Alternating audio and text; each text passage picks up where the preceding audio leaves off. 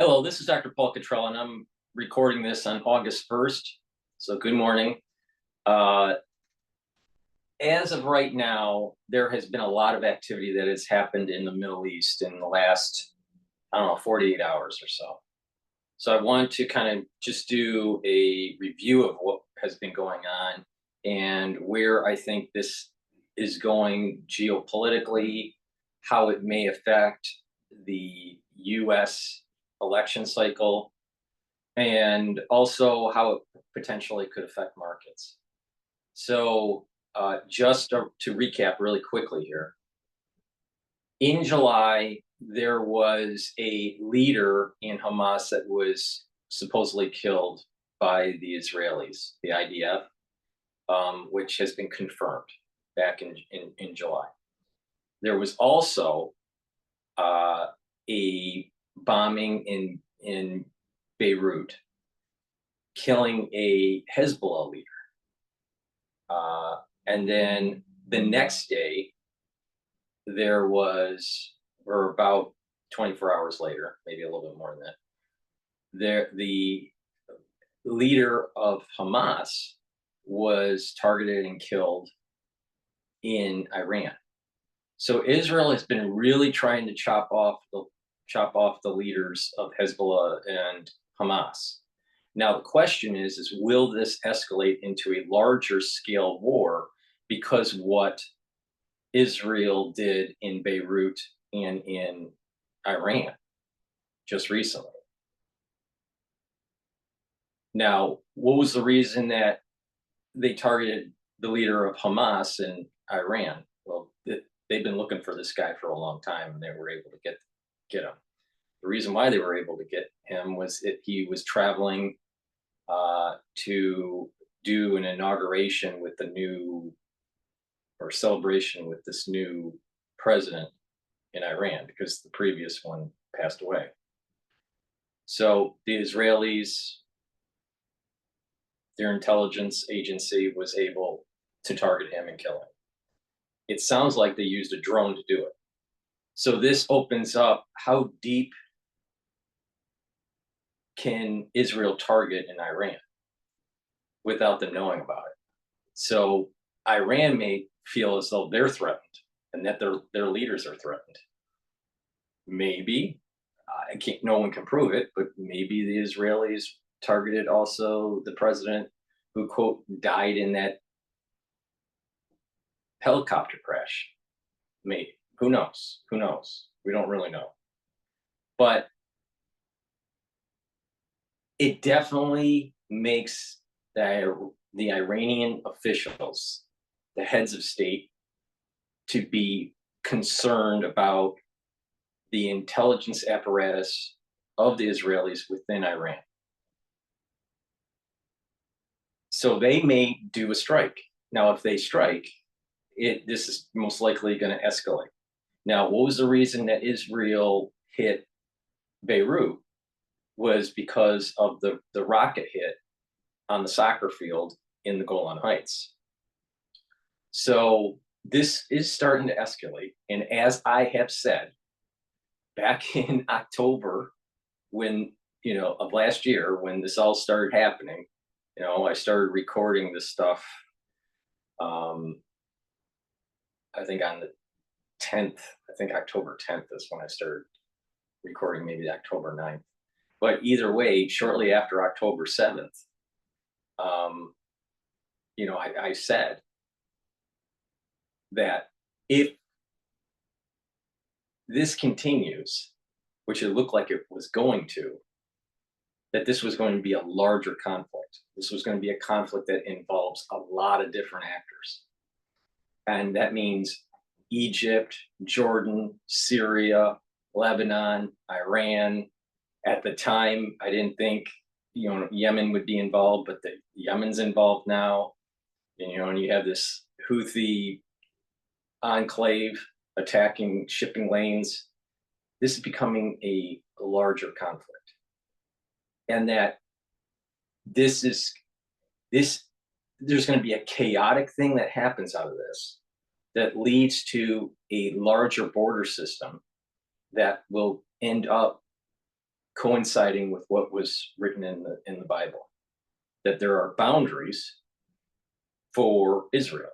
Now, someone stated in the comments, oh, that there weren't. I think this was on Rumble, that there's not going to be a greater Israel. This term, greater whatever, greater Russia or greater China or greater US or greater Israel. This is a term that sounds like it's coming from Mearsheimer. So this term, greater Israel, there's not going to be a greater Israel. It's just going back to the boundaries that were written in the Bible. There's no like greater whatever, because this term greater, it's assuming that everyone is lockstep into Westphalian contemporary international policy. And we got to understand that is actually transient. Now, the transientness of it could arc through multiple generations, or it may arc only through one generation. In many cases, this whole Westphalian thing that we've had, it has arced primarily since World War I or World War II, depending on the country, but not necessarily true for all countries. There's been fluxes that have been going on. But this issue with the Middle East is been in the making for thousands of years, way before the UN or the League of Nations was even dreamt. So there isn't this greater Israel. It's just that it's going to mean revert back to the borders that were written in the Bible. And it's going to be through it's going to be through obviously force by the Israelis and conflict with its neighbors. And some may be allies that lose ground because this has happened in wars. A perfect example of what was going on during World War II. You could have allied forces that actually were losing ground. So in Europe, so you would at certain moments in time within World War II, so or even World War I. So you have this kind of like flux that is starting to happen. A good way to think about this is the borders of countries through Westphalian policy and a world order through the UN has solidified, somewhat frozen the border system. So it was what is called in international policy external enlargement. So they've frozen the external enlargement. And that if one country tries to increase its borders, increase its land, go through an external enlargement, that it's going against this policy that's been agreed upon since World War II, and that they're a negative actor within the global world order. All right. So what has happened through economics is what is more like internal, what is called internal enlargement, which is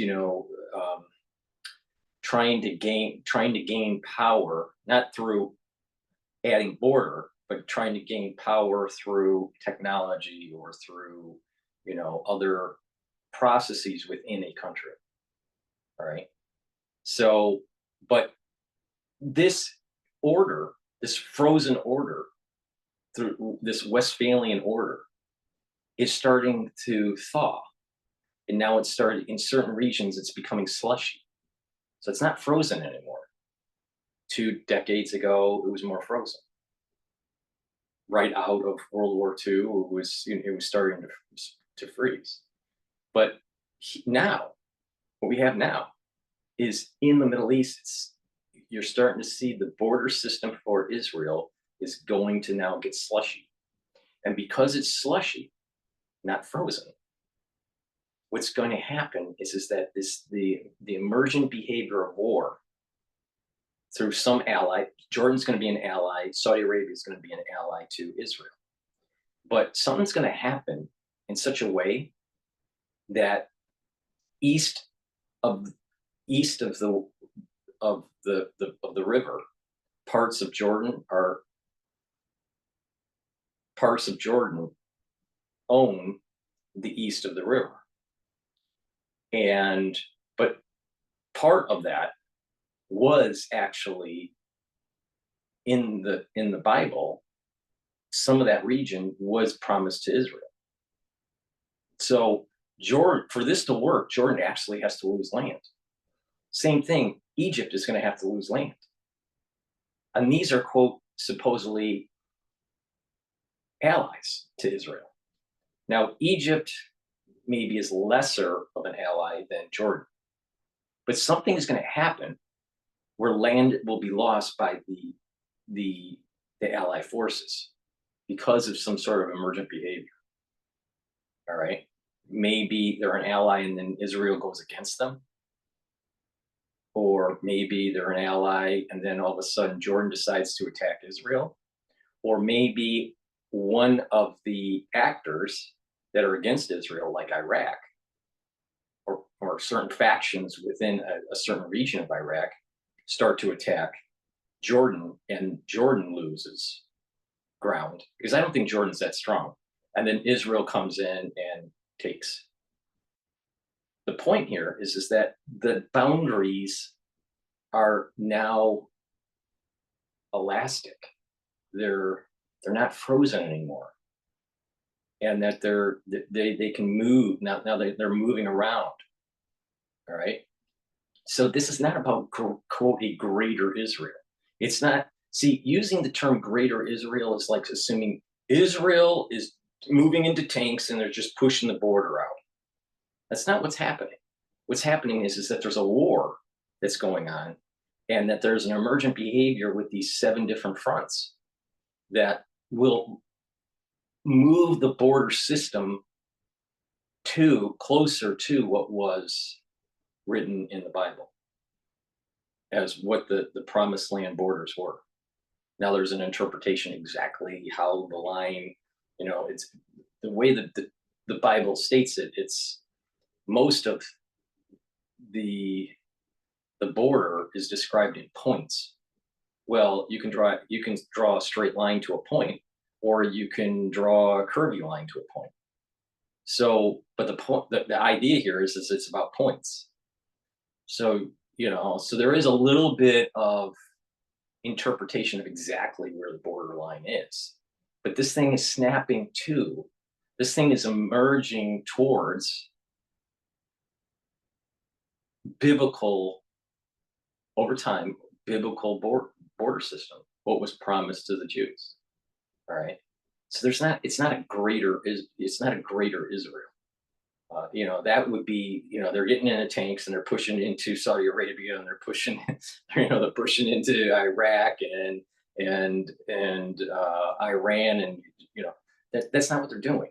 Where it is it's just basically taking land away from the Palestinians, and they're controlling the Golan Heights, trying to control the West Bank, control all of Jerusalem. And there will be a sliver of land that is the Gaza Strip. Now, people would say, well, that's just not fair. Well, you're in the mindset of a Westphalian world. The Westphalian world in the Middle East is collapsing. And until you realize that, you're not going to understand where this is going. Why do we assume that the Westphalian world is going to last forever, or the next 50 years, or 100 years? Fine. Because it was all set up based on certain premises, certain world powers, with certain economic prowess, and certain regions of the world having certain type of energy sources. That's changed. So this whole Westphalian world order type thing is kind of breaking apart, or not fully, but it's not as solid as it used to be. It's getting slushy. And because it's not solid, certain regions like the Middle East, especially the countries around Israel, that border system is going to change. Now, if Israel loses, Israel is going to lose land. If Israel doesn't lose, it's going back to the border system in the Bible. That's the premise. That's how I see this. All right. Ones that disagree, they're really focused on this whole Westphalian idea, which I personally think is collapsing in the Middle East. So, and we're just going to see this thing escalate more and more and more. I don't think this is going to just ramp down. Now, there is a, it's not going to be smooth sailing, and there's going to be lots of bumps in the road, and there's internal fighting within Israel, between the religious sect and the non-religious sect, between the military and the civilian population that doesn't want military action. There's factions that are going on in Israel, so it's not as clean. Then you have how much weaponry does Israel have to be able to sustain multiple front war? But the thing here is it's not about a greater Israel. It's just about a Israel that has been written down as a border system for thousands of years. Oh, we just throw that out. We just throw the Bible out. We just throw that all out. That was written thousands of years ago, and we're just going to forget about this relationship between man and a Godhead, and we're just going to just assume that the world order that is mentioned at the UN supersedes, supersedes the Bible. Yeah, it seems awfully arrogant from a humanist perspective. All right, that's extremely arrogant to think that. Yeah, so it's just keep in mind that the border system is fluid now, and that there could be an emergent property out of all these conflicts within the Middle East with Israel and the surrounding nations, where it's moving closer and closer to the actual promised borders in the Bible. Now, if people want to call that greater Israel, go ahead. But this greater Israel kind of stuff is a Westphalian concept. It's not a biblical concept. It should be just called biblical borders or Westphalian borders, not greater Israel. Because what that does is it allows you to frame it. Do we really think that the UN should be superseding God? And if so, we got much bigger problems than Israel cleaning house in terrorist zones, because you have the hubris of humanity. All right, with that said, what I want to do is play DW. What does Haniya's killing mean for a ceasefire in Gaza? Paid for the assassination of Hamas's top political leader Ismail Haniyeh. He was killed in an airstrike in Tehran. Thousands have gathered in the Iranian capital for a funeral honoring the leader of the Palestinian Party and militant group Hamas. He was also the chief negotiator in talks aimed at reaching a ceasefire with Israel. Iranian Supreme Leader Ayatollah Khamenei spoke at the ceremony. Iran holds Israel responsible for the killing and has said that they will make Israel regret the move. In Tel Aviv, the Israeli War Cabinet met to discuss rising tensions. Israel has not confirmed or denied that it was behind the attack that killed Haniyeh, but it did announce that it was responsible for an airstrike on a suburb of Beirut that killed a Hezbollah commander. Prime Minister Benjamin Netanyahu sought to reassure Israelis that the country is ready to face down threats from both Iran and Lebanon's Hezbollah. There are challenging days ahead of us. Since the attack in Beirut, threats have been heard from all sides. We are prepared for any scenario, and we will stand united and determined against any threat. Israel will exact a heavy price for any aggression against us on any front. DW's Rebecca Ritter is following developments from Jerusalem. I asked her how worried people are about retaliation from Iran. Well, that's right. That is reporting coming from the New York Times to say that Ayatollah Khamenei has ordered a direct attack. They've certainly said publicly that they will be responding and retaliating, as you've just been reporting, against what they see as an Israeli attack. Of course, Israel haven't claimed responsibility publicly, although Benjamin Netanyahu did hint at it last night in his address to the nation, saying that Israel had handed a devastating blow to Iran's proxies in the plural. Because let's not forget, we're talking about 2 assassinations in less than a 24-hour period, one just hours before the Ismail Haniyeh assassination in Iran. One of the key commanders of the Hezbollah group was killed in Beirut, and Israel did claim responsibility for that attack. So Iran certainly saying that they will come out in defense. And, you know, it's hardly surprising. This was a very embarrassing blow for Iran that, let's say, Israel or that an assassination was able to take place inside on their sovereign soil. So they have little choice but to retaliate. Now, whether or not they do it on sovereign Israeli soil, of course, remains to be seen. There has been precedent of that. We saw that happen for the first time in April when Iran retaliated to another assassination that they believe Israel carried out.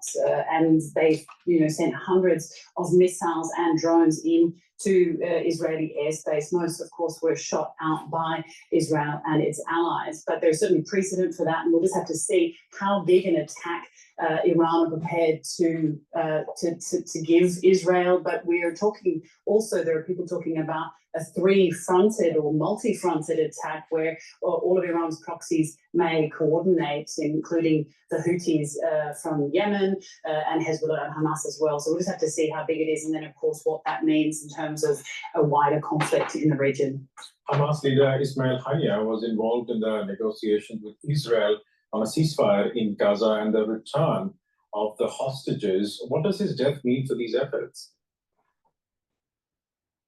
Well, Ismail Haniyeh was not just involved, he was really the chief negotiator, if you will. He was really the person in Hamas who had the strongest voice in terms of negotiating some kind of ceasefire. His death will certainly bring a blow to those negotiations, and that's what many people are saying, that he was considered the more moderate voice within Hamas, if you will, certainly when you compare him to Yahya Sinwar in Gaza, and that he was almost pushing or certainly more open to some kind of a ceasefire deal. Now, the Qatari and Egyptians, who have been very key negotiators in these ceasefire agreements, say that the killings will certainly be a blow to any deal, that there was a deal that Israel had sent back to Hamas after negotiations in Rome on Monday, and they were waiting for a Hamas response. Hamas themselves saying that they were very, very close to reaching some kind of agreement, though we don't know how close. But obviously this is going to deal a blow, and the Qatari Prime Minister yesterday taking to the social media platform X to question how can mediation succeed when one party assassinates negotiators on the other side. So quite a wry response, but certainly underlining what many people are feeling about the negotiations now. We'll leave it there for the moment. DW correspondent Rebecca Ritter is in Jerusalem. Thanks so much. And let's bring in journalist Hazim.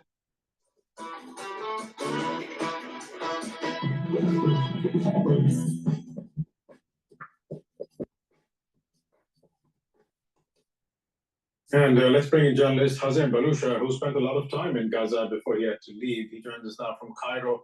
Hazim, what has the reaction been to Haniyeh's killing in Gaza and the West Bank? The most important part for Gaza is particularly is to end the war and to have an end of all daily basis suffering. After more than 9 months in such situation, all they care about is ending this war, and the reaction came as a result of that. The assassination of Haniyeh might delay or postpone reaching a deal. In the West Bank, it's a bit different. There is a bit of grief. They are not in direct impact of the situation, what's happening in Gaza. Of course, there is an impact of blockade and pressure from Israeli army, but the situation and the impact is in Gaza. How big a blow is this for Hamas? It is big, no doubt about that. Hamas officials said that out loud. Haniya was the top leader of Hamas, but it's good to mention that he's not the top influential person. I mean, if we talk about the situation and the war in Gaza, the military wing is the most powerful part or body that influence the war in Gaza currently. But it would be a political problem for Hamas, and it will be a debate over who's gonna replace him. So who is going to replace him? Well, according to the Hamas law, Haniya got 3 deputies. One of them already killed. One in Gaza City is Yahya Sinwar, who's not available and he's underground. He's busy with the war. The second one is the Saleh Al-Arouri, who was killed in Beirut earlier. The third one is Khalid Mash'al, who's in Doha and who's the former top leader of Hamas before Haniya. So according to the law, one of the 3 deputies should take the place, but that is not necessary. Maybe some changes would happen because many other parties would influence that. I mean, the hosting country like Qatar, Iran, the supporting country, would influence if they are in favor of Khalid Mash'al or not. Other parties like Egypt or other Arab countries who is interested of the Palestinian issue. So it's not crystal clear about that who's going to replace him, but according to the law, most likely would be Khalid Mash'al. Where would that leave ceasefire negotiations then between Hamas and Israel? Well, the negotiations is in already before the killing of Ismail Haniya was in hard position and was in deadlock somehow. There was no agreement between both sides, Hamas and Israel. But of course, the assassination of Haniya would make it more complicated. I would expect that the negotiation would be postponed for some time, as it happened before when Saleh Al-Arouri, the deputy, was assassinated in Beirut before, but it would be resumed eventually. But the question is like how and when, and if the 2 parties are ready for reaching a deal. So that is the most important. So the negotiation now is in hold, of course, for some time, but it's not the end. It would be resumed because there is no other option. We'll leave it there for the moment. Journalist Hazem Balusha in Cairo. Thanks so much. Thank you. Before we go on with that Imran. video, please make sure you subscribe to all my channels. I have 7 channels. I have 4 YouTube channels. All the links are in the description of this video. I have Brighteon, Bitchute, and Rumble. You can also be a paid member to my Patreon channel. Links in the description of this video. And you can also donate on my store, the-studio-reykjavik.com. You can donate through Stripe, PayPal, or buy me a coffee. The links are on my homepage on my website. Please go to my store, the-studio-reykjavik.com, and get the great products I have. I have structural nano silver soaps. I have different varieties of these soaps. This will neutralize pathogens. It's a very high quality soap. So please get a few bars for your household and help support my work.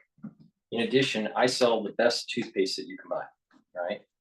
This is a structural nano silver toothpaste. It has no fluoride in it. Fluoride makes you stupid. Make sure you filter your water because fluoride hurts your body. So please go to my store, the-studio-reykjavik.com, and get the structural nano silver toothpaste.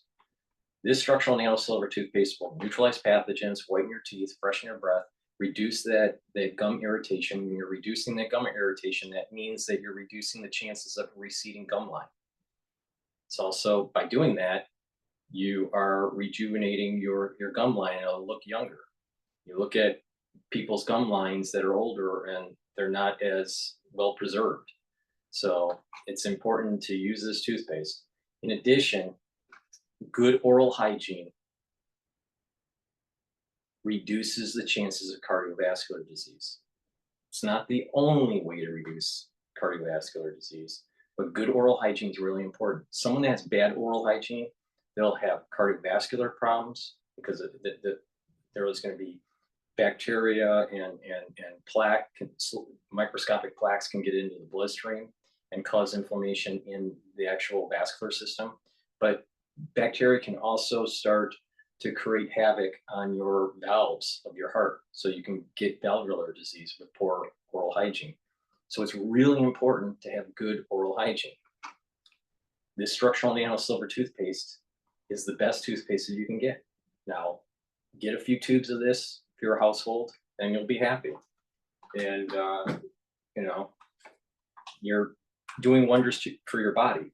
I also have structural nano silver gels. This is a skincare product, and it also helps to neutralize pathogens. So you can put it on your skin and leave it on the skin. Let's say you put it on right before you go to bed and then exfoliate in the morning. You'll notice that your skin is clearer and tighter, especially on the face.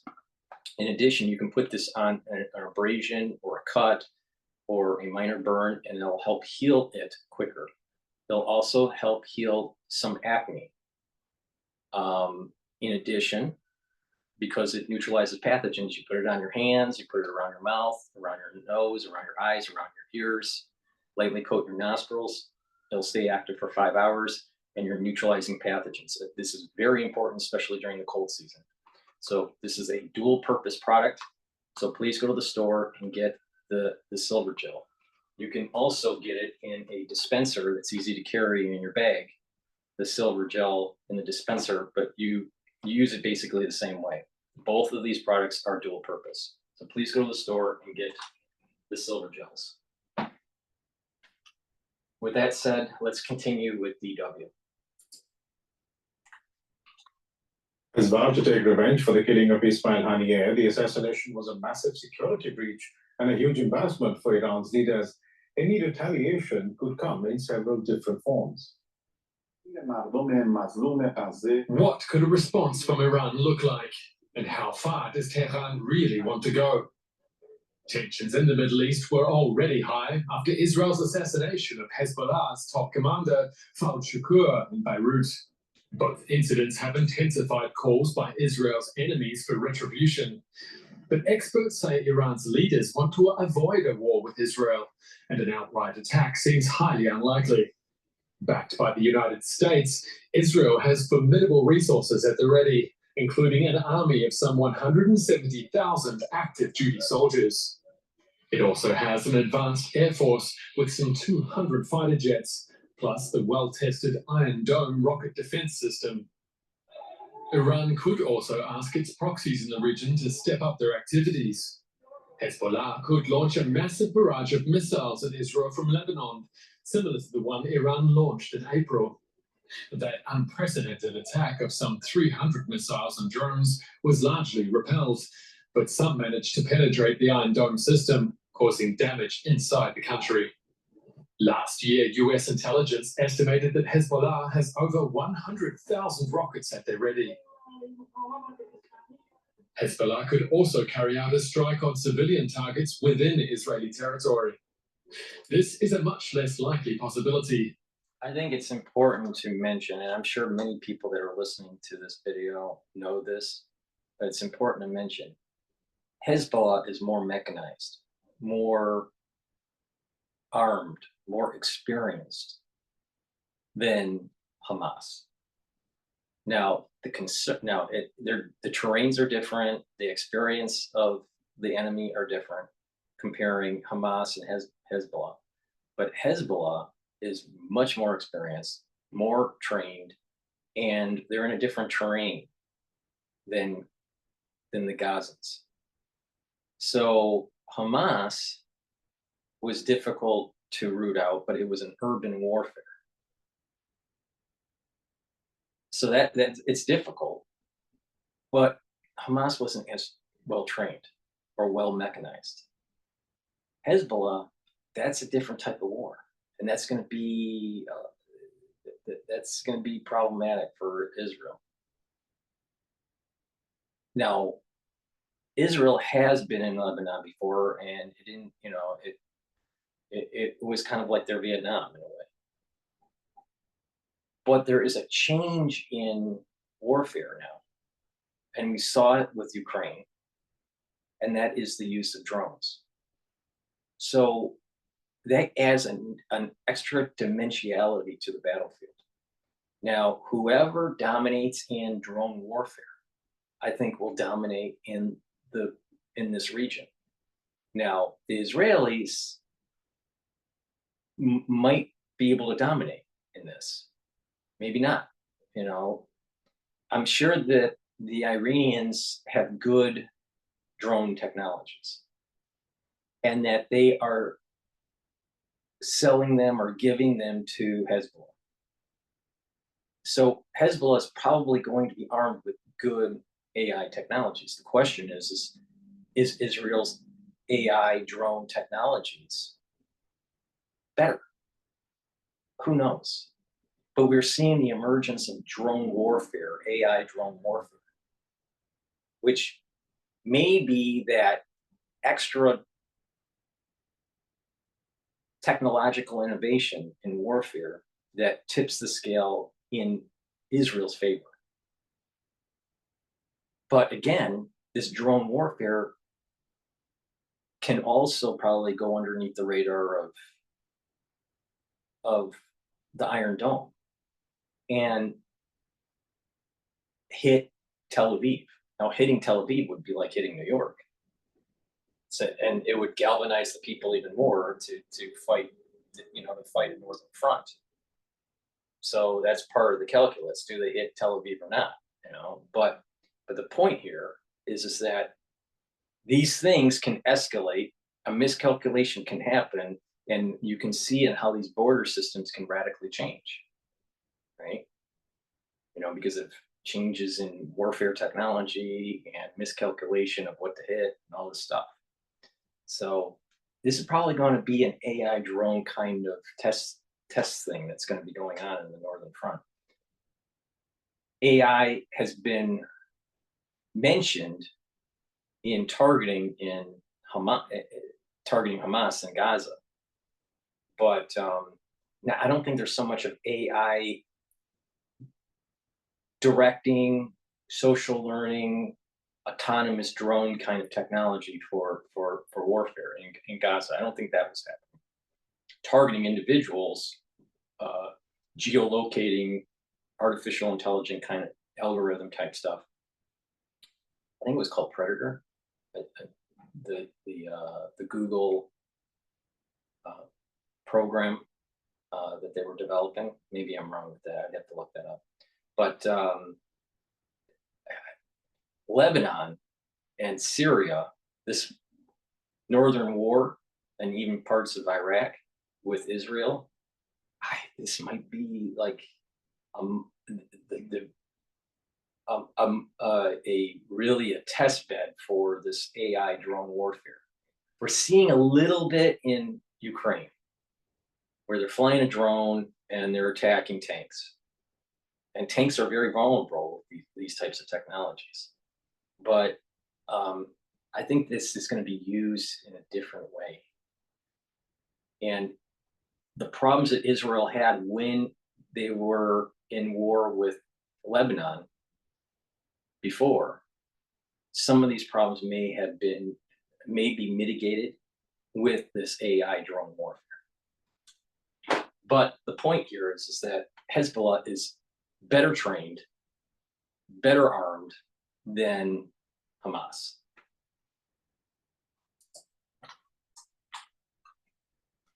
But a much more serious one.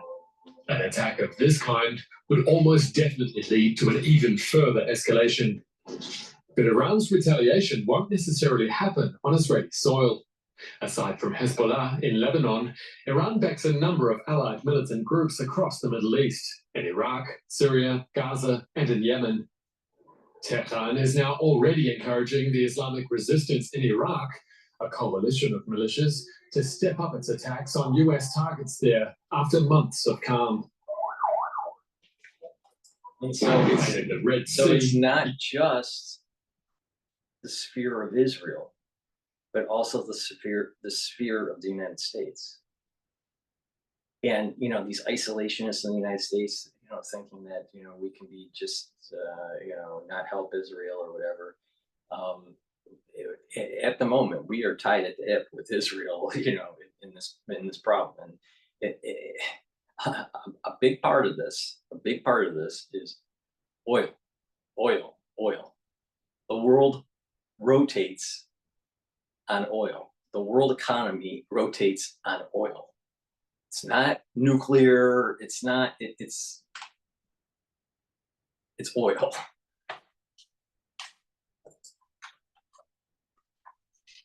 Houthi rebels have been carrying out attacks on ships it claims are linked to Israel since the beginning of the Gaza conflict. The assassination of Ismail Haniyeh puts Iran in a difficult position. How to respond in a way which shows strength and restores deterrence, but at the same time avoids an all-out war with its sworn enemy, Israel. And let's get more on this from DW's Middle East analyst, Shani Rozanes, who joins me now in the studio. Shani, good morning. Yes. What will be the main goal of any Iranian response? Well, of course, they need to show strength. They want to build deterrence against Israel because this seems like an unabashed, attempt at Israel to on Iranian soil, on Iranian sovereignty. So, of course, they would want to do that. They want to show that they're strong. They cannot keep face of the world, especially wanting to be seen as the strong, fighters for the Palestinian cause. They need to show that they bend the blood of Haniyeh and also don't let Israel tread over their, sovereignty. And this is exactly how you do that. How do you strike this balance? Because so far, Iran has tried, despite, its strong alienation with the Palestinians and the support to the Palestinian cause through Hamas, it also tried to distance itself in a way not to be directly involved. And now it will try to strike a balance of how to send that message without bringing to a wider escalation. And what about Hezbollah? Can one expect a response from the group? And if so, what sort of a response should one expect? Well, I think in a way there's a bit of a relief for Hassan Nasrallah. He will be speaking later today. We will hear what exactly he wants to say following Fuad Shukr's assassination. But knowing that this is a bigger problem and now the spotlight is on the backers, the Iranians, of course, that helps him get more time to get his response in order. But it's no doubt in Israel there's far more concern about the northern border, that means the response from Hezbollah, than from Iran.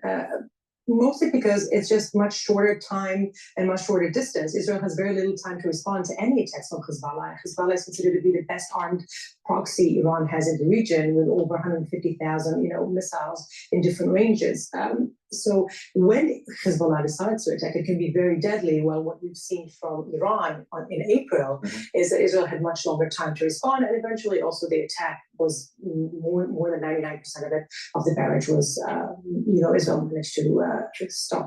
We're talking about expected attacks and responses from Iran and also Hezbollah potentially at the same time. I mean, whatever these responses are, will it prevent an all-out escalation into a wider regional war? Oh, it's yet to be seen. We need to see exactly what happens on the ground. And we also need to keep in mind, if we rewind a bit, partially why we're here is because there was an attack on the Israeli-occupied Golan Heights that killed 12 kids in a soccer field. And this is probably a mistake. And this is what happens when you engage in war. You can plan what you want, but you don't always control the result. And Israel has this rule that it responds according to the result, not according to the intention. This is why we've seen also a very tame response to the previous attack from Iran in April. So yes, it could be that all sides do not want to see escalation, but only want to show deterrence and keep this game of balancing reactions. But a mistake could happen, and that could maybe lead to an escalation,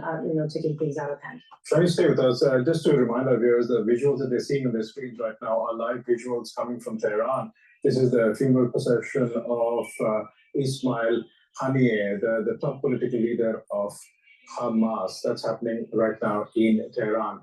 And as we were talking, Shani, we were talking about de-escalation. There are now many calls for de-escalation, including from Germany. DW's chief political editor, Michaela Hüfner, spoke with Defense Minister Boris Pistorius about that.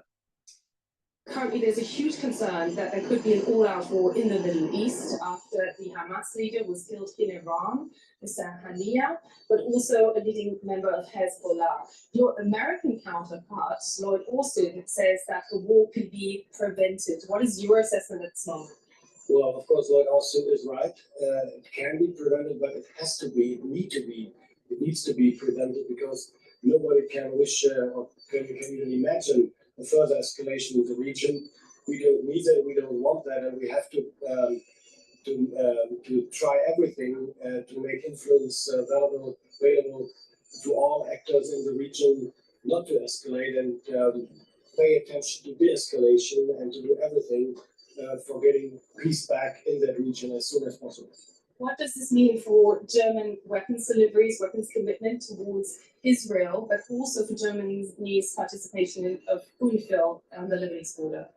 UNIFIL is not touched at the moment. We continue, we proceed with our engagement over there. Of course, we assume the situation every day, every hour, but we stay there and we won't make only national decisions over there. There was a German defense minister there speaking earlier to DW. Shani, who can in effect exert any influence in the current situation to prevent further escalation in the region? When we talk about Israel, is definitely the Americans. That's where you have most of the leverage. And you know, we were just hearing the German defense minister. Germany and America by far more, are the main suppliers of weapons and for Israel. You know, they have a lot of leverage they can use there. And we've been seeing a lot of efforts from Europe and the US. When it comes to Lebanon, there's a very great fear that any confrontation that will lead to direct attack on Lebanon is just going to be too devastating for this already frail country. So this is where the focus is on. But when it comes to Iran, I think it's very hard to know who can even, you know, exert any leverage there.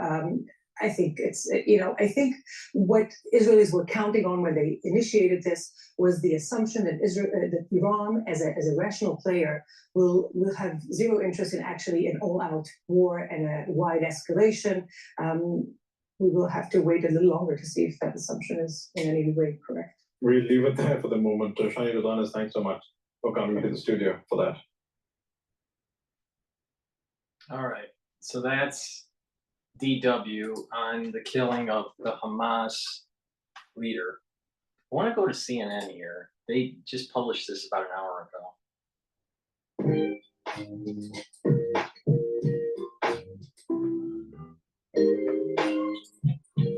But before we do that, before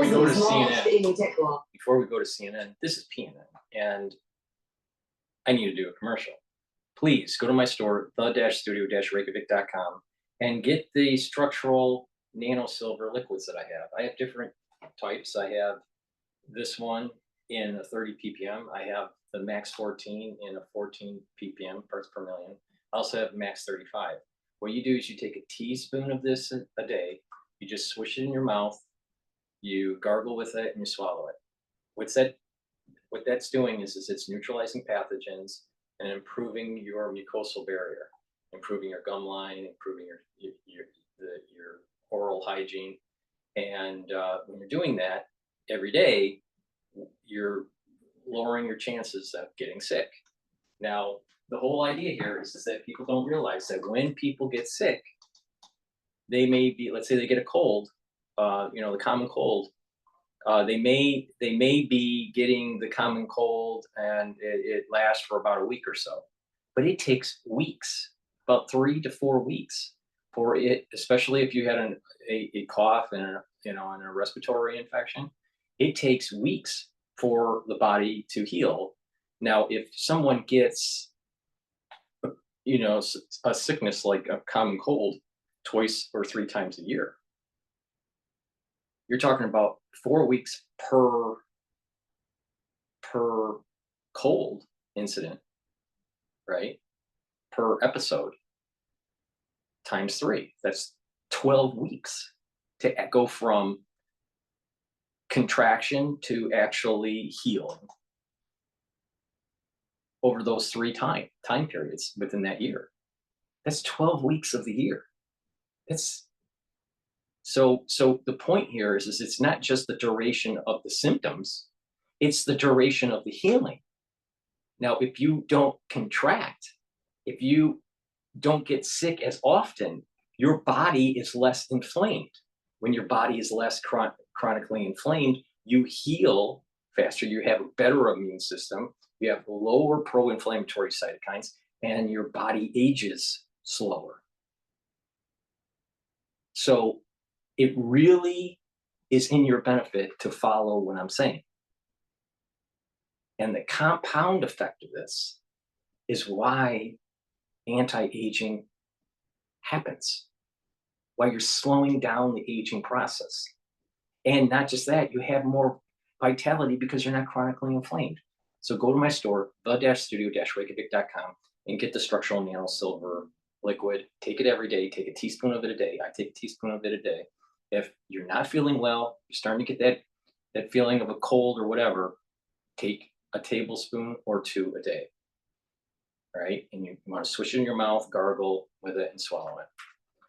All right, and I have a great multivitamin that's easy to digest. It's important to take a multivitamin because it has cofactors for your enzymes, and when these cofactors will allow for your enzymes to act and be more efficient in its cellular processes. So go to my store and get the multivitamin. It's easy to digest. It's a very high quality vitamin. All my products are high quality, and take this every day. In addition, during the allergy seasons and during the cold season, it's important to stock up on lozenges and drops. So I have elderberry and zinc lozenges in a 21 count. Get a couple bags of that for your household. I also have drops in a 100 count, and the flavor is honey and lemon and blueberry. So get a couple bags for your household and be ready for the cold season and the allergy season. The moment you are feeling that little irritation, you want to use the lozenges or the drops, because what that does is it's neutralizing the pathogen and creating secretions around antigens that are, by doing that, you're protecting that mucosal barrier, and you're lowering the chances of contracting something worse. So it's really important to to be prepared, to be stocked up. This cold season probably will be a little bit more problematic.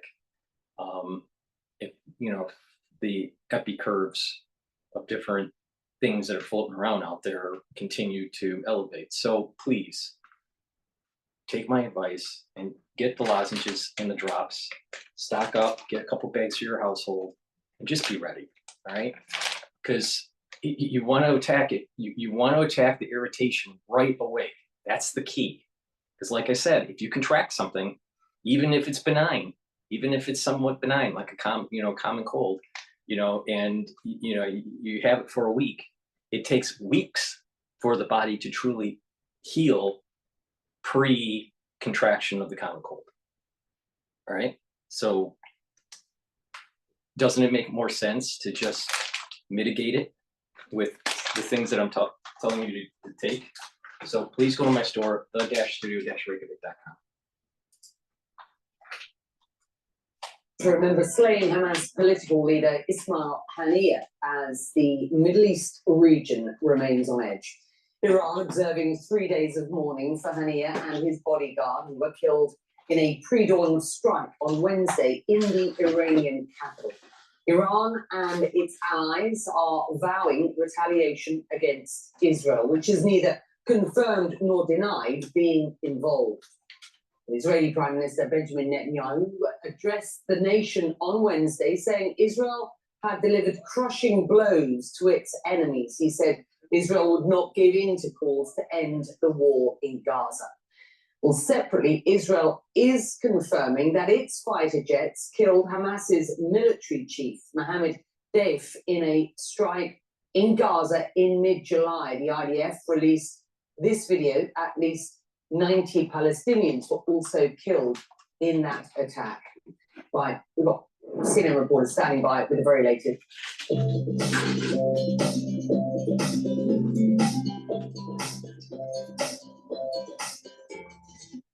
CNN reporters standing by with the very latest. Ivan Watson is in Beirut. Let's begin with Jeremy Dunn, who is today in Haifa in Israel. And Jeremy, Israel confirming the death of the Hamas military chief. This is hugely significant, not least on the same day that we are witnessing funerals of two other Israeli enemies, one confirmed killed by Israel, the other dead in Tehran, likely at the hands of the Israelis. What can you tell us? Yeah, no doubt about it, Becky. I mean, the images that we are seeing today of that memorial service for Ismail Haniyeh in Tehran, the funeral that will happen today in Beirut for Fuad Shukr, the Hezbollah senior military commander, and then now the Israeli military confirming that strike nearly 3 weeks ago that targeted Mohammed Deif, Hamas's military commander. All of those coming on the same day just paints a really powerful picture of what the Israeli military and perhaps its intelligence services have been able to accomplish from their standpoint over the course of just the last few weeks. These are, as the Israeli Prime Minister described, some quite crushing blows to Israel's enemies. And obviously the Israeli Prime Minister and the military want to paint this picture of victory at a time when they don't have a ceasefire deal. They haven't gotten the hostages out. And the Israeli Prime Minister obviously looking for victories, which explained the speech that he gave yesterday. But there is also just a very real reality of these military accomplishments on the ground and the extent to which it obviously delivers not just a picture of victory, but some quite significant achievements for the Israeli military and its government. What it also does, of course, is significantly raise the temperature in a region that is already very much on edge. The Israeli Prime Minister acknowledging that himself in his remarks last night, saying that these are challenging days and that Israel is prepared for all scenarios. At this stage, there are no changes yet in the Home Front Command guidance, which is issued to civilians to let them know whether to increase their state of alert, their state of readiness for the potential for military action. But there's no question that we have seen reporting from the New York Times, for example, that Iran intends to strike back at Israel directly for the assassination of Ismail Haniyeh in the Iranian capital. There's clearly a heightened state of readiness, a heightened state of alertness from the Israeli military itself, as we wait to see whether or not this very combustible region will in fact combust in quite extraordinary fashion, perhaps. Well, let's get our viewers some images then of what we have been witnessing in Tehran, in Iran today. Ivan Watson, who is in Beirut, monitoring the situation there. What are we seeing? Just explain what's going on.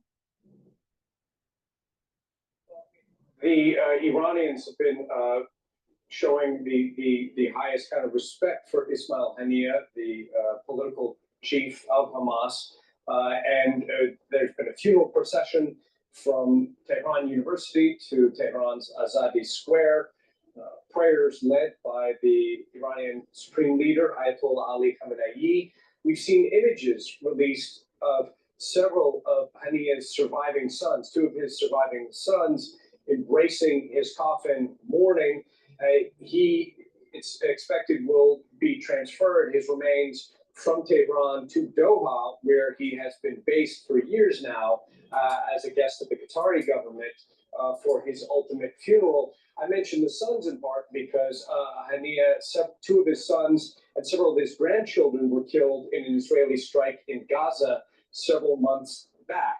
The Iranian government vowing retribution and revenge for the assassination of Haniyeh. We still don't have a lot of details about how this was carried out overnight between Tuesday and Wednesday of this week. And of course, Israel has not claimed responsibility for it, but all fingers are pointing towards Israel for this. And Iran has also been pointing the finger at the US, arguing that the US is Israel's most important patron, supplier of weapons and funding, and claiming that Israel could not have done this without US support. The line that has been coming out of the Biden administration, out of its top diplomat, Antony Blinken, has been a warning of the threat of war in the region, and saying that a ceasefire is more important now than ever. In Gaza, that's ringing on somewhat deaf ears, with the Prime Minister of Qatar, which has been a chief mediator in the months of talks between Israel and Hamas, aiming at a return of the hostages. Qatar saying, how do you have negotiations when the partner at the negotiating table, Ismail Haniyeh, has just been assassinated? So real questions about the future of any attempt at a negotiated settlement here. Meanwhile, I'll point to here in Beirut, some diplomacy underway. The defense and foreign secretaries of the UK are currently here. They've been meeting with Lebanon's caretaker prime minister. Also, importantly, with the Speaker of Parliament, Nabi Berri. He's a Shiite Muslim politician, leader of the Amal movement, and seen as an interlocutor with Hezbollah. And the British officials have been trying to also push diplomacy at this time of extreme tension in the region. Nabi Berri saying that, quote, Lebanon doesn't want war, but is prepared to defend itself. Meanwhile, we're waiting for the beginning of a funeral for Fuad Shakr. That's that senior Hezbollah official who was assassinated on Tuesday evening here in the southern suburbs of Beirut by an Israeli airstrike that also killed at least 5 other people, including 2 children and 2 women. We're anticipating a speech from the head of Hezbollah, Hassan Nasrallah, to try to gain some insight about what the Iran and its allies in the region may do in response to these assassinations. So we're waiting to hear what kind of messaging they will want to send, as there are vows of vengeance coming from Tehran. Becky. It's good to have you both. And again, let's just perhaps underscore the importance of what we are seeing today. The Israeli Prime Minister describing a position of strength in suggesting that Israel is getting rid of its enemies. We see the split screen of these 2 funerals, one in Tehran in Iran, and one, of course, in Beirut. And that is what we are looking at here, the funeral of the Hezbollah senior leader, killed by Israel, assassinated by Israel over the weekend, and on the day that we get the announcement from the Israelis that Mohammed Deif has been assassinated, the leader of the military wing of Hamas. All right, let's take the Fox News perspective. Want to trade Bitcoin, plus oil, plus gold, plus so much more? Let me introduce you to Plus 500, the intuitive news alert, the IDF. But before we do that, I have to do a commercial. Please go to my store, the-studio-reykjavik.com, and get the supplements that I offer and follow my protocol to slow down the aging process and to boost up your immune system. When you do that, you're going to have more vitality. Some products that you should be getting on my store are the omega-3. The omega-3 helps with your lipid profile. This will lower LDL and help with increasing HDL. That will help with your cardiovascular system. And omega-3 is used to prevent the red blood cells from sticking so much. So please go to the store and take the omega-3 every day to improve your cardiovascular health. Magnesium and zinc is very important to boost up your immune system. So please go to the store and take magnesium and zinc, this magnesium and zinc every day. If you're not feeling well, take a double dose of this, right? To help boost up your immune system. And resveratrol. Resveratrol can get rid of senescent cells. It's an antioxidant, and it couples really well with C60. All right, so this is part of a way to slow down the aging process and to get your cells in proper homeostasis for energy production, right? Because mitochondrial health is really important. So C60 is a very strong antioxidant. So you can get this in a 2 ounce, a 4 ounce, or an 8 ounce configuration. either in extra virgin olive oil, coconut oil, or avocado oil. You take a teaspoon of it a day, and that will soak up the free radicals. And by soaking up the free radicals, you're going to have less cellular stress and tissue stress, and those cells and tissues will perform better. In addition, it'll help to boost up the health of the mitochondria. When the health of the mitochondria is increased, you're going to have more ATP, so you're going to actually have more energy when you're taking this. Take this on an empty stomach for better absorption. And if you work out, take it before your workout, because your recovery time will be quicker. Because when you work out, you're actually creating free radicals, and you want to soak those up. So take a teaspoon of this a day. I take a teaspoon of this a day. So go to the store and get the C60, either an avocado, extra virgin olive oil, or coconut oil. And this is synergistic with different things that I offer on my store, such as the clarity factor, because your brain has neurons, and those neurons have lots of mitochondria. Well, if the mitochondria aren't as healthy, then you're not going to have the ATP to shoot off those neurotransmitters, and your thinking will be slower. So you want to boost up the health of your neurons, right? And the connections of the neurons.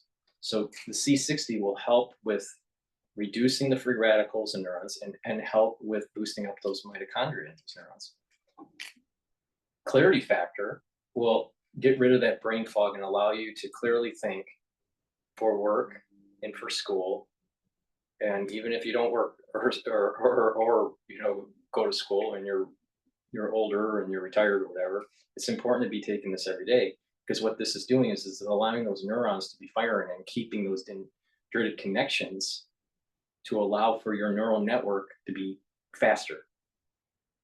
People slow down in their cognitive function because of this recession that takes place between neurons. And you want those neurons firing. The more they fire together, the stronger the connection is for that neural network. So take clarity factor every day, learn new things, get a lot of rest, be well rested, get into REM cycle for your sleep, and you're going to improve that memory, and you're going to be improving those neural connections. So please take the clarity factor. This is a great product, and you'll notice that you're thinking better, faster, your memory will be better. And it's synergistic with C60, because the C60 brings down those free radicals and helps to improve the mitochondrial health.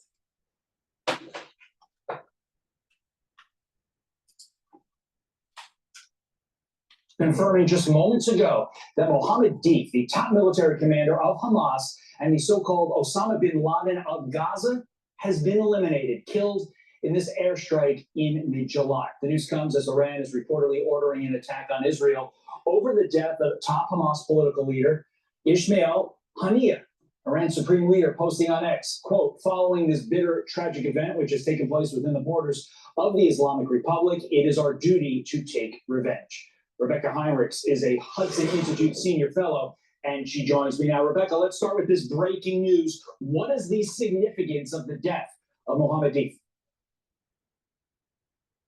Well, look, the IDF said that 3 things must be accomplished before it can finish its assault. One of them is to take out every single individual who is responsible for the planning of the October 7th massacre. So it said it would do that, and clearly it has been successful. What it demonstrates is Israel is able to specifically identify, even in Gaza, where these leaders are, and then with precision, take them out. So this is a significant kill on the part of the IDF, and it's really important as they carry out their military campaign. And of course, Iran vowing revenge for the killing of Haniyeh. What does that threatened revenge look like if Iran ultimately is successful in executing it? Well, we don't know what the Iran regime is going to try to do. I think that this particular attack is very remarkable because it demonstrates that the IDF can reach out even in Iran, that Israel's enemies are not safe anywhere, including the Iran regime cannot provide protection of these individuals.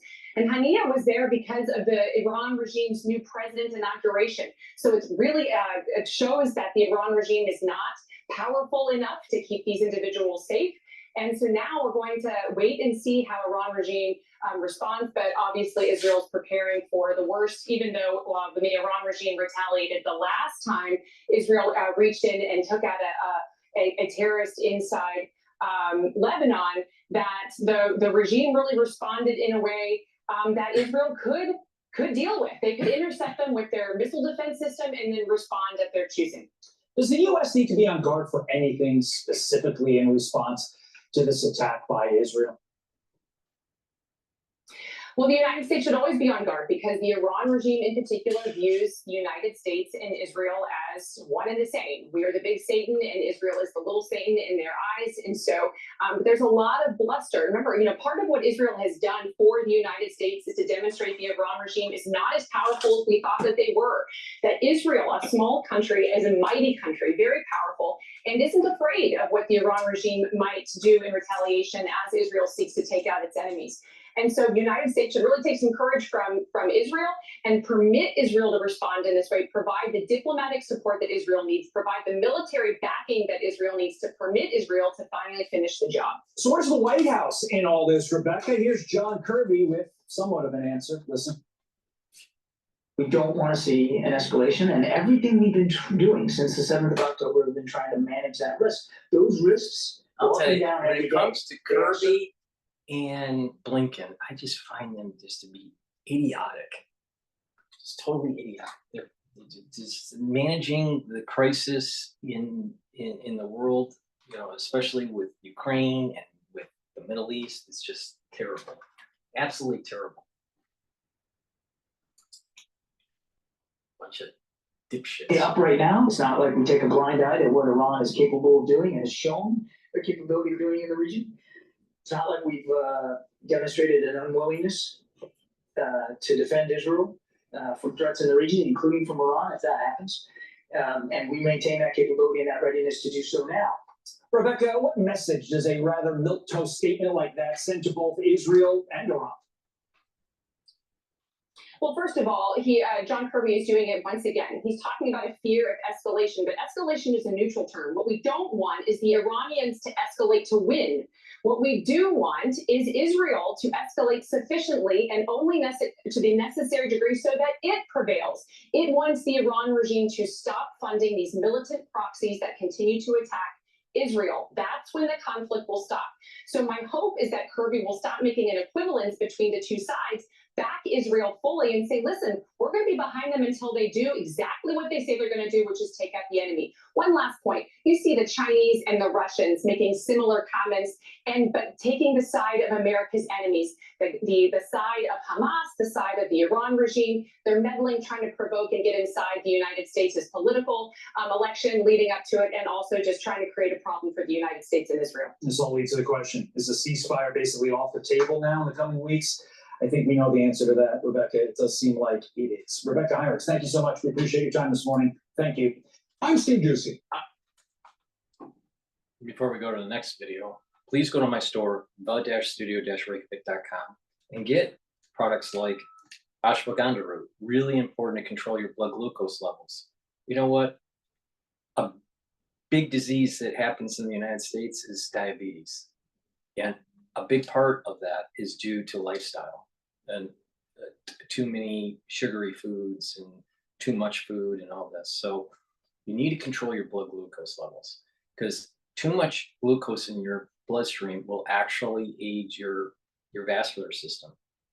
And, so a way to mitigate that is to use ashwagandha. It'll help to control the blood glucose levels and reduce that inflammatory response that causes your arteries from aging as fast. So please go to the store and get the ashwagandha, right? You couple that with turmeric. Take it with turmeric. I do this every day. Turmeric is an antioxidant, but it will also bring down inflammation, all right? So by bringing down inflammation, you're taking the ashwagandha root, you're improving your cardiovascular health. You're bringing down that inflammatory response. Now, I have done videos on how to reverse arteriosclerosis. So, you know, I'll probably do another video on it. But the thing is that there are ways to reduce plaque in your vascular system. There are ways to control your blood glucose levels. There's ways to bring down the inflammation. And there's ways to reduce the oxidizing cascade, making foam cells that helps to create the plaque. LDL, when you have LDL in your system and it oxidizes, when LDL is oxidized, it's eaten up by macrophages and they turn it into foam cells that builds up plaque. Well, you can mitigate the oxidation stress of LDL by taking C60. So by taking C60, you're also improving your cardiovascular health.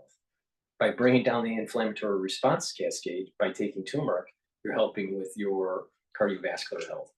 When you're controlling the blood glucose levels, you're helping with your cardiovascular health. You're slowing down the aging process. When you look at elderly people, they have a buildup of plaque and they have problems with blood flow, right? And blood pressure issues and lots of different things, right? If you have buildup of plaque or blood flow problems going to your kidneys, it causes a whole cascade of problems, right? And these are things that you start to see common in elderly people. Well, if you slow down those aging processes, you're actually going to have more vitality. You're not going to have as much of these problems. So take my advice, go to my store and get the turmeric and the ashwagandha that bring down inflammation and improve your cardiovascular health. It's really, I mean, most diseases in the United States that are chronic can be mitigated, if not eliminated, by just proper supplementation, proper diet, proper exercise, proper lifestyle changes. But what happens is that people go down a road and they just want to pop some sort of pharmaceutical, thinking that that's going to help them, but they just keep on getting worse and worse and worse. It's all about taking charge of your health. If you follow my lead, you're going to be better. Go to my store and get the vitamin D. Vitamin D is really important for gene expression and to apoptose cells that have been infected, and it helps to absorb calcium. So please go to my store and get vitamin D3. And lastly, vitamin C, really important for your skin and for your immune system. If you're not feeling well, take a double dose of it. Drink water every day, take the vitamin C and improve your skin and your immune system. All right, what I want to do is I want to play the analysis on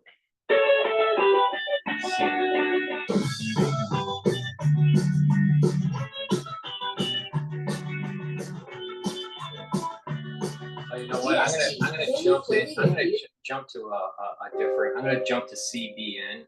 They just released a video here. Thank you so much for joining us for CBN Newswatch. I'm from Graham. Ahead today, Iran's supreme leader reportedly ordering a direct strike on Israel after the death of a top Hamas leader in an attack in Tehran.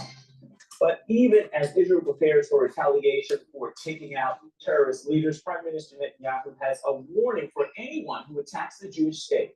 We're going to hear from a special envoy of the Israeli Foreign Ministry who explains why they are better prepared with better equipment to fight, if necessary, on multiple fronts. And while Israel is ready for war, the United States is not. An alarming assessment from defense experts. The U.S. is not prepared, even as it faces the biggest security threats since the end of World War II.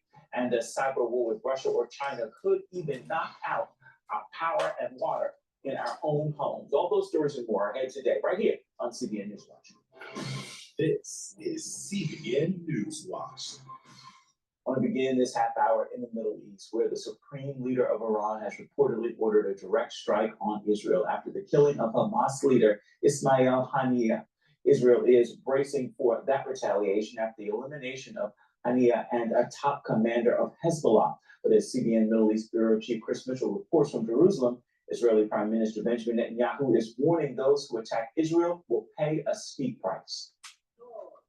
On Wednesday, the funeral procession of Hamas leader Ismail Haniyeh made its way to the streets of Tehran.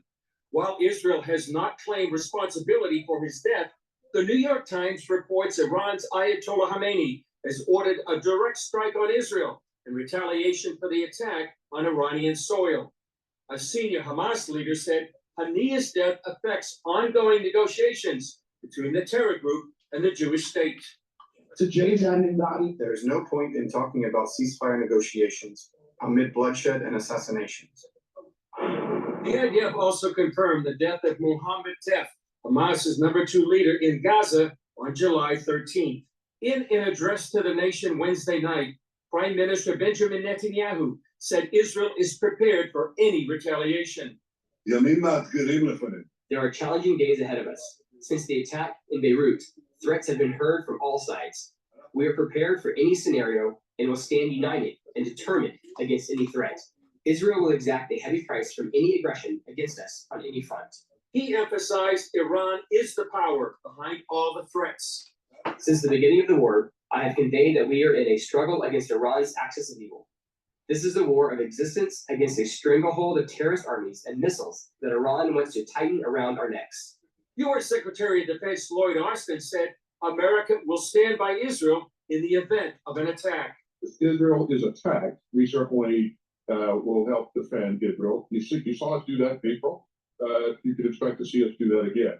Middle East expert Avi Melamed expects a calculated retaliation by Iran. I don't think that the Iranians are going to retaliate in the same way they did in April, but they will definitely look for some sort of like shocking, sort of speaking response that will be on the one hand powerful and send a message, but on the other hand will be very careful not to result in a dynamic that would actually result in an all-out war. Melamed adds Israel is sending a message with these twin strikes. For me, the Israeli message to Iran is one that says we are willing, able, and ready to be engaging a whole-out war, which is not something that I think the Iranian regime actually is interested in at this conjunction, at this time. These latest crises come as Israel marks the 300th day since the October 7th attack. On the front page of the Jerusalem Post, it reads in English and Hebrew, "Our hope is not yet lost." Chris Mitchell joins us now to continue. Ready to save? Get up to 20% off today during Raymore and Flanagan's Buy More, Save More sale. Save 10, 15, or 20% on pieces for every room. Chris Mitchell joins us now to continue our coverage. Chris, Netanyahu says Israel is prepared for any retaliation by Iran. Does the Israeli government believe, as many analysts do, that Iran does not want an all-out war? I think they suspect that Iran does not want a full-scale war, as well as Hezbollah, but they are prepared for any scenario. The analysts we talked to earlier said, believe Iran doesn't want that full-scale war for several reasons. They face a dilemma right now. First of all, how to respond to these strikes, both in Tehran and Beirut. First of all, they want to send us a message or retaliation that's strong enough to send at least a symbolic message, but also they don't want to send it too strong to go ahead and start a war. For example, one analyst told me that hitting Tel Aviv may be something that would start a war, but maybe they would hit an IDF base that would be less likely to escalate the situation. Ephraim, this is really not a science, but here in the Middle East, there's some of these unwritten rules of the current conflict that both sides try to keep it from a low scale, from escalating into a regional war. Chris, how dramatic are the two strikes by Israel against Hezbollah's #2 man and Hamas's #1, along with taking out an Hamas military commander? Well, it's huge, Ephraim. According to the New York Times, Iranians are in a state of shock.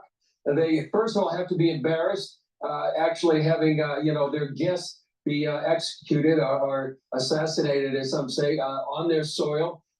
Deeply concerned about how their security has been so compromised. It also sends a strong message to Iran, really that you're not safe. And also, Ephraim, it really sends a message to the rest of the Middle East. First of all, that Israel has capability, and secondly, that has willingness to use its power. Same thing in Beirut. Precise intelligence. And what they did within 48 hours since the rocket. And I think with Biden somewhat exiting quietly the presidency, there's no one really inhibiting Israel. I mean, obviously, Blinken, shuttles back and forth, but Israel is kind of not constrained by the Biden administration. I don't think anyone's running the Biden administration. I mean, there's no leadership, and it's either, it's a bunch of clowns running around, or someone is taking advantage of the situation and orchestrating, certain types of geopolitical affairs.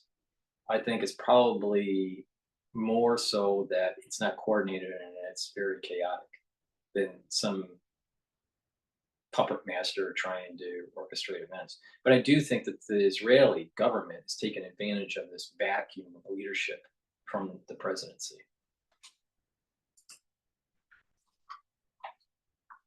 And Magdal Shams that killed those 12 Jewish children, they went ahead and eliminated the man responsible for that attack. To do that, you really have to have been tracking him for months. You have to have boots on the ground, and it really sends a message to Hezbollah as well. Like, we know who you are, we know where you are, and we know when you're there. Just incredible intelligence by Israel in both of these strikes. Avi Milliman says Iran and Hezbollah face a dilemma. What does he mean by that?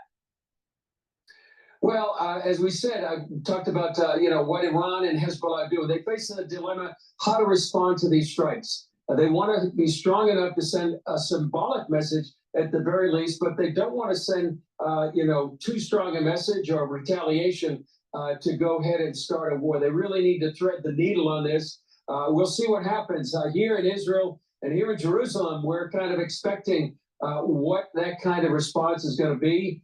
Some are saying, and there's been some reports that maybe for the next 3 days, starting tonight, there's going to be attacks on Israel. So it could be something small and symbolic, could be something large like April 13th, but we'll see.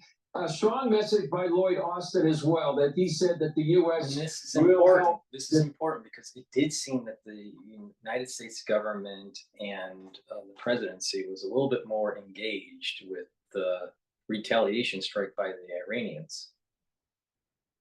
This time, I'm not so sure that is the case. So does that mean more escalation? Does that mean less escalation? Does that mean less coordination with allied forces with Israel to help shoot down these drones and missiles? Who knows? But there may be a miscalculation that takes place that leads to further regional conflict. Now, I've been saying for a long time that Hamas, Hezbollah, and Iran need to be destroyed. And the world is not going to be at peace until that happens. And Israel, and that would be a caution to both Hezbollah and to Iran. Netanyahu also talked about some accomplishments recently. What were the ones he mentioned? Well, one we mentioned in our report, Mohammed Deif. He was Hamas's #2 in the Gaza Strip. Israel had been trying to assassinate him for years, and they did that on July 13th. Also, a major strike against the Houthis. The Houthis, as you know, about 2 weeks ago, they sent a drone into the heart of Tel Aviv. Israel struck back by eliminating a huge oil depot and a port that the Houthis in Iran had been using to supply the Houthis with weapons. They targeted Hezbollah's #2 there in Beirut just 2 days ago. And they've also eliminated thousands of Hamas terrorists in Gaza. They've destroyed Hamas's military infrastructure. They took over that key Philadelphia corridor along the Gaza-Egyptian border. They control the Rafah crossing. And all of these accomplishments were taken actually when most of the world was telling Israel not to do it. Chris, Israel is a political issue for many here in the United States. How much does the American political scene influence the Middle East? Well, we know we're all looking at what's going to happen in November, Ephraim, but here in the Middle East, it's of huge concern, and it's going to have a huge impact on which way the Middle East is going. One analyst said it changed dramatically after two recent events. The first was the attempted assassination on former President Trump. Some people interpret that Trump's increased his chances for election, to President Biden deciding not to run for re-election. So the analysis was after the assassination attempt, Trump's chances went up. And when Biden stepped down, he became less of an influence and he was considered weaker. So everyone in the Middle East is calculating whether it's going to be a Trump victory or a Harris victory. Moderate Arab nations like Saudi Arabia are watching closely. So is Iran and its proxies. And many people believe the region here in the Middle East is going to change one way or another in less than 100 days. We'll see what happens, but everybody here in the Middle East is watching and waiting to see what's going to happen in November. Indeed. Thank you so much. Chris Mitchell reporting for us from Jerusalem. Before Appreciate your they go insights. to another guest, please go to my store, the-studio-reykjavik.com, and get the B complex vitamin that I have. This is important, especially the first B vitamin, the first 5 B vitamins. B1, B2, B3, B4, B5 are really important for mitochondria, and it'll help with your metabolism. And again, like I said, with C60 and clarity factor and reducing inflammation, you're improving the cellular metabolism and the mitochondrial health. So it's really important to take B complex for energy and also cellular metabolism. So please go to the store and get the B complex. I have many, just go on the store, you can see here all the different B vitamins. Hopefully you can see it. And it's a very high quality vitamin complex. So please go to the store and get the B complex. It's important to get 3 cycles of REM sleep. So why? Well, it helps to consolidate memory, but it also helps to detoxify the body, and you're just more well rested when you wake up. So please go to the store and get the Good Night formula if you're not getting good sleep. If you're not getting good sleep, you are aging faster. All right, why? Well, one, you're not consolidating memory, and chronic deprived sleep will build up toxins that will lead to dementia. So you're going to have memory problems and you're going to have cognitive problems. So it's really important to get a good sleep. So please go to my store and get the Good Night formula if you're not getting good sleep. It has tryptophan, melatonin, and a series of other compounds that are beneficial for your sleep. So please go to the store and get the Good Night formula. Probiotics, very important. All right, I have a powdered version and I also have this veggie cap version. All right, taking a probiotic is really important to get your gut biome in its proper function so it can absorb nutrients and metabolize and have better communication between your gut and your liver, and also your gut and your brain. A lot of people don't realize that poor gut health not only affects metabolism and energy absorption, but it also affects mood and memory. So you need a good gut biome. So take my probiotic every day and improve your gut biome. Lignans, very important to boost up your immune system, especially since the aftershock of 2020. Cancers are up. The prevalence of cancers are up in the United States. It's really important to boost up your immune system. In addition, because of our lifestyles and because of the environment, the foods that we eat and all this stuff, there's endocrine disruption. And to improve your endocrine system, taking lignans will also help. This is for males and females, so it's really important to boost up your immune system and help with your hormonal health. So please go to the store and get the lignans. It's a powder, you mix it with your food or with water, and you take it every day. This is extremely important. I can't tell you enough times, get lignans to boost up your immune system. I said that there was going to be a higher prevalence of cancers in the aftershock of 2020, and that is exactly what happened. And know that we back here are always praying for you and our team there on the ground in Israel. Coming up, so if a broader war does break out in the Middle East, how is Israel prepared to fight on multiple fronts? We're going to hear from an Israeli Foreign Ministry Special Envoy about its state of readiness when we come back.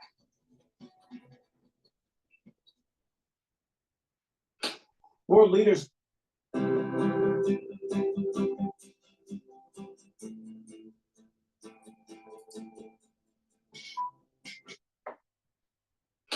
World leaders are concerned around. I just want you're noticing a lot of people promoting gold and buy silver, and the world's going to collapse, and this is the only way to hedge, the economy and all that stuff. If gold and silver is so important, why are they selling it? Just think about that for a second. If they're saying that gold and silver is so important, why are people selling it to the masses to buy it? Because the people that are selling it realize that the currency that you give them for their gold and silver has more power. Now, you're going to have lots of people out there that are gold lovers and silver lovers, and they'll never understand what I'm saying. But just think about this. If something is so important and a collapse is imminent, why would they be selling such a precious commodity, supposedly, to you? Because the gold and silver market is a scam. But people buy into it because they think they can prep their way out of a crisis and all this stuff. No, take my advice. It's about taking care of your body and financially understanding on how to benefit from volatility. That's how you manage through crises and chaos. Not running, not hiding, not prepping for some sort of apocalypse. That won't work. But just how to navigate through it. And I'm telling you, buying gold little coins and silver coins and all that stuff is not going to help you. It's not going to help you.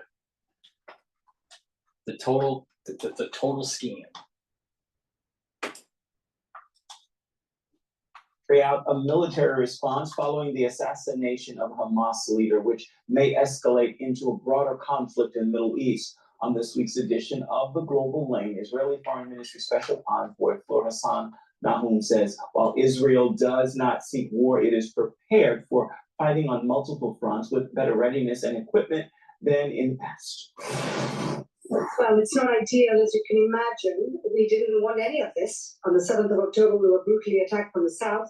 And on the 8th of October, they started attacking us from the north, which is reminiscent of all the different wars that Israel has had to fight for its existence from 1948, when all the Arab armies around the region, all the neighboring Arab countries, attacked Israel in the hope of destroying Israel. But we have essentially Iranian proxies trying to destroy the state of Israel. And like in 48 and 67 and 73, when we were incredibly outnumbered, and in those days we were also out firepowered, we didn't have the military that we have today, and we won those wars. And if we have to fight a multi-front war, we will fight a multi-front war. We don't want any war at all. But if Israel is capable, absolutely. When you're fighting for your life, you give it everything you've got, and that's always been our secret. Well, what must be done then to prevent an escalation?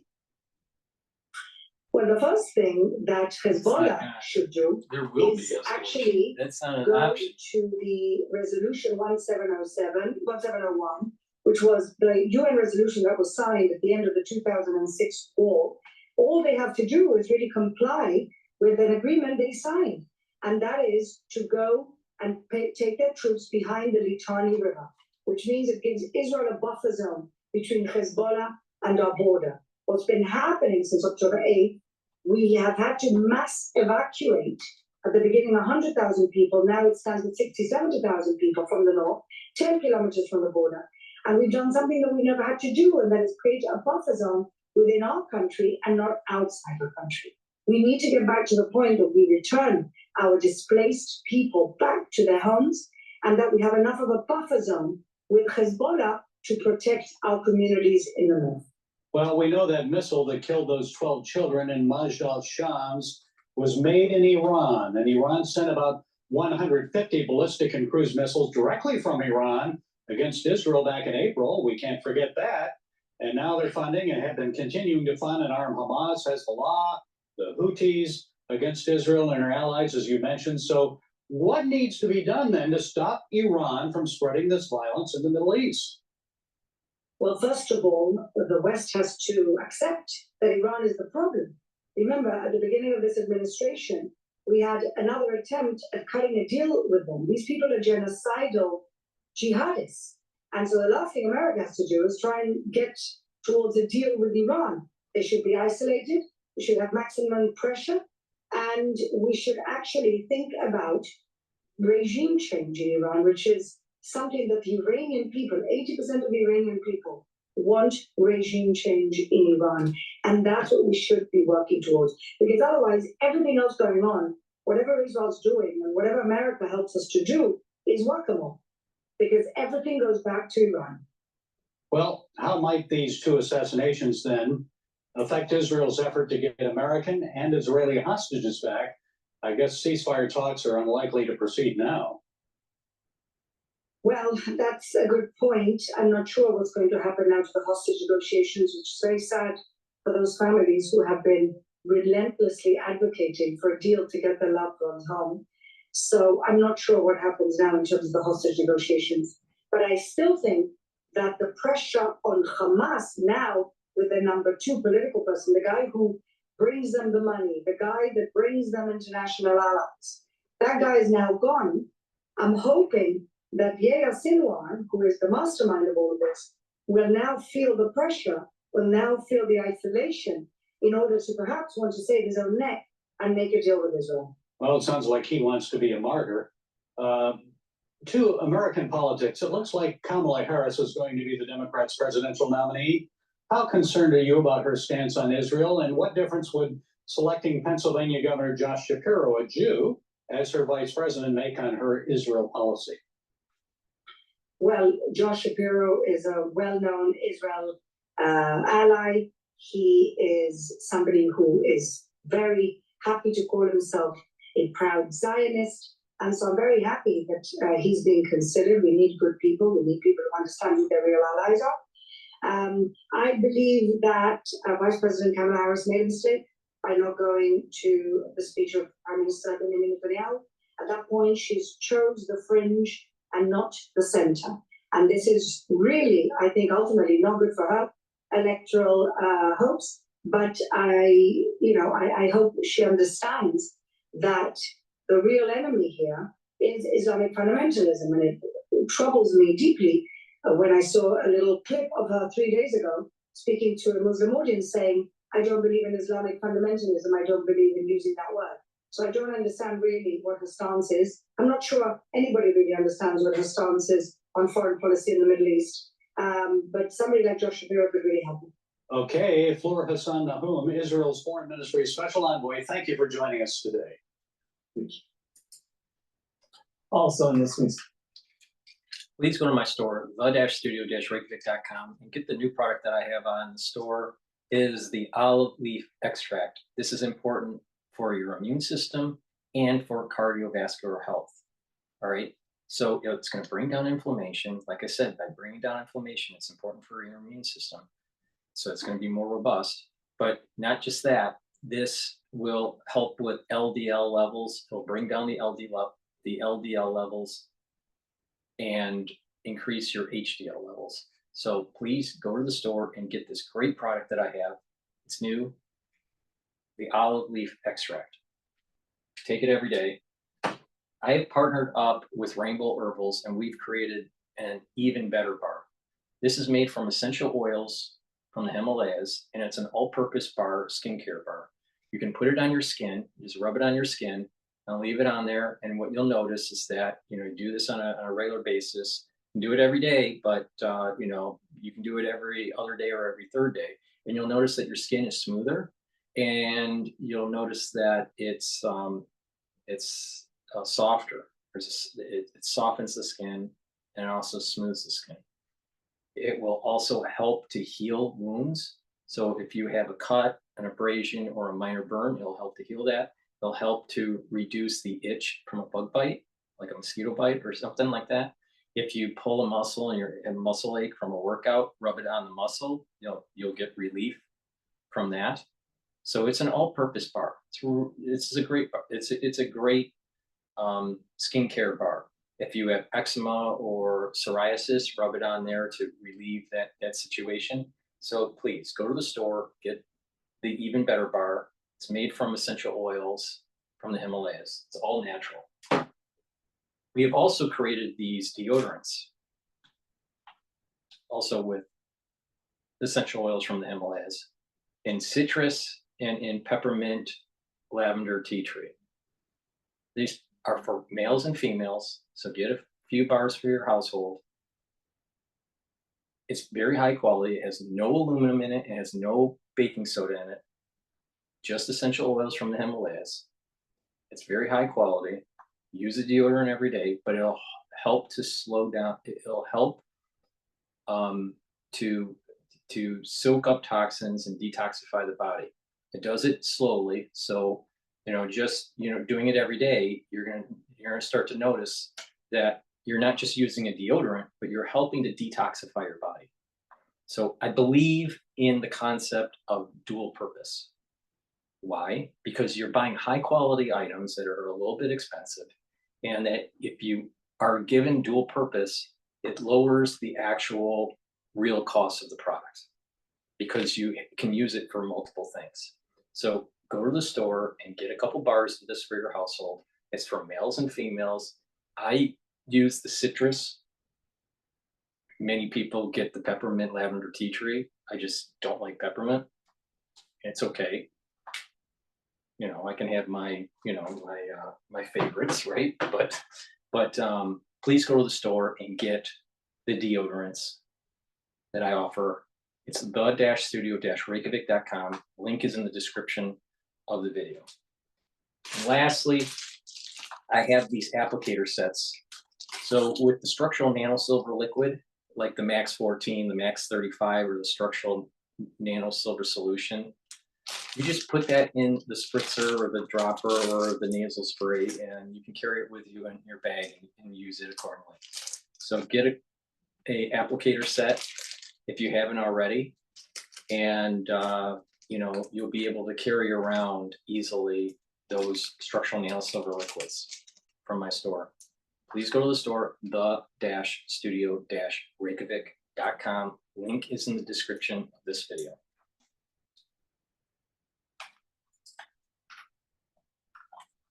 So the global lane, a look at Nicolas Maduro's unlawful election victory in Venezuela and President Biden's changes to Title IX, allowing gender identity protection in U.S. schools to take effect today. We're going to bring you the latest on that. You can see it all on the global lane this evening on the CBN News Channel. It begins at 8 Eastern. You can also see it on the CBN News app as well as YouTube.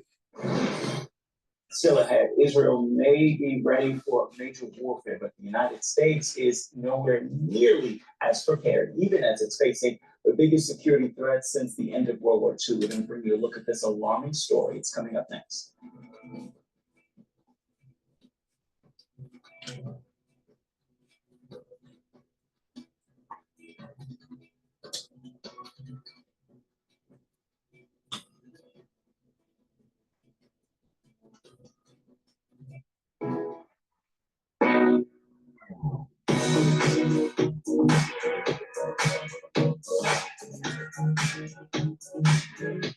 Is not ready, even as it faces the most serious security threats since World War II. The somber warning came from defense experts to senators on Capitol Hill this week, and a major war could even affect Americans in their homes.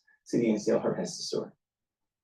The heads of the Commission on the National Defense Strategy told the Senate Armed Services Committee that the United States is nowhere near prepared for the dangerous multi-threat environment it's facing. The public has no idea how great threats are. Commission Chairman Representative Jane Harman and Vice Chair Ambassador Eric Edelman issued a dire warning to the committee Tuesday. The homeland, if there's a conflict, is not going to be a sanctuary anymore, and the first attacks will likely be in the cyber domain, and they will be incredibly disabling. The public is essentially clueless about the massive cyber attacks that could be launched any day by our adversaries, not just nation states, but rogue actors as well. The report warns a cyber war with China or Russia would be devastating. America's critical infrastructure would come under attack, possibly cutting off power, water, transportation, and financial systems, and shutting down the supply chain. The report states major war would affect the life of every American in ways we can only begin to imagine. The report echoes a warning FBI Director Christopher Wray gave Congress. China's hackers are positioning on American infrastructure in preparation to wreak havoc and cause real-world harm to American citizens and communities if and when China decides the time has come to strike. One of the things we might anticipate, for example, is if China decides to annex Taiwan or whatever euphemism they might use, they might engage in a major cyber attack here first, for which we are underprepared. The Commission found the U.S. defense sector lacking in almost every area, including integrated weapons technology, platforms, and software. With recruitment levels for all branches lagging, America needs a larger fighting force. And the hearing discussed lowering physical standards for recruits and even instituting a draft. We found that the joint force is at the breaking point of maintaining readiness today. Adding more burden without adding resources to rebuild readiness will cause it to break. And with so many cyber threats, the Commission also said the Pentagon must find a way to somehow lure the best and brightest computer minds away from Silicon Valley and into national service. Dale Hurd, CDN News. We're back with an encouraging word for your day ahead. Please stay with us. All right, so that's the coverage of the latest and greatest on what's going on in the Middle East and how it's potentially going to ramp up a new level of escalation between Israel and Iran.